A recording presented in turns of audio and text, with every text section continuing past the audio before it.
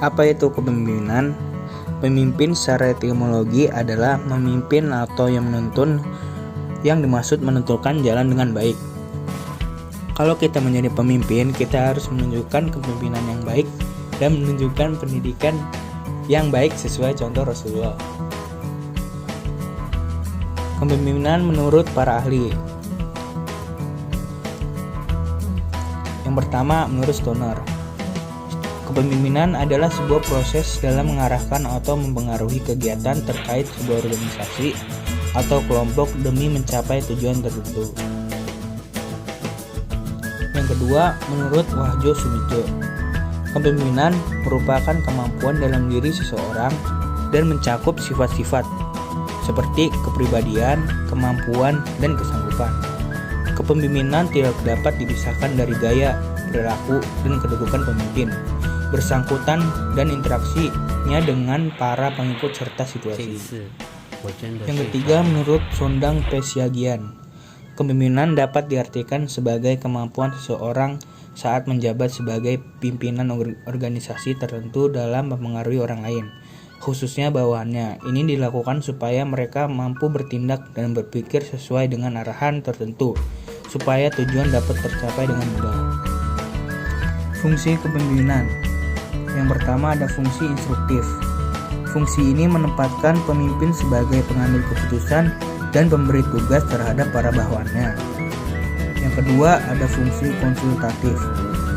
Fungsi konsultatif sifatnya dua arah. Bawahan dapat berkonsultasi pada pemimpin untuk mencari jalan terbaik dalam mencapai tujuan bersama.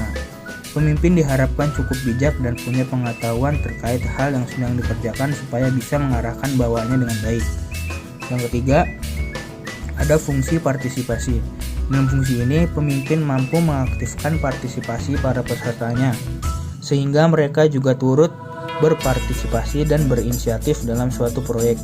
Para bawahan tidak hanya sekedar menjalankan perintah saja. Yang keempat, ada fungsi delegasi. Dalam fungsi delegasi, pemimpin mampu untuk mendelegasikan suatu wewenang kepada orang lain yang memang sesuai dengan tugas tersebut. Bukan hanya mampu memerintah, ia juga harus mampu untuk mengetahui tugas-tugas yang cocok didelegasikan kepada bawahannya. Yang terakhir ada fungsi pendalian. Fungsi pengendalian berarti pemimpin mampu untuk mengendalikan segala aktivitas bawahannya agar efektif bertugas untuk mencapai tujuan dan tidak keluar jalur. Dalam menjalankan fungsi ini, dibutuhkan pemimpin yang tegas dan juga pemimpin yang teliti dalam mengamati bawahannya. Yang terakhir ada tujuan kepemimpinan. Mencapai tujuan dan memotivasi orang lain.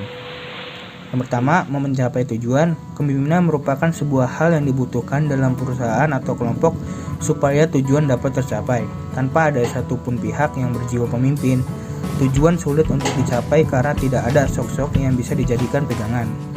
Yang kedua, memotivasi orang lain.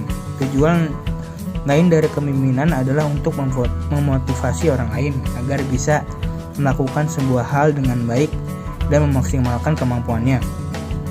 Bila tidak ada sosok pemimpin, banyak orang yang akan mengalami demotivasi karena mereka tidak terpacu akan sesuatu atau tidak merasa memiliki kewajiban untuk melakukan hal tertentu.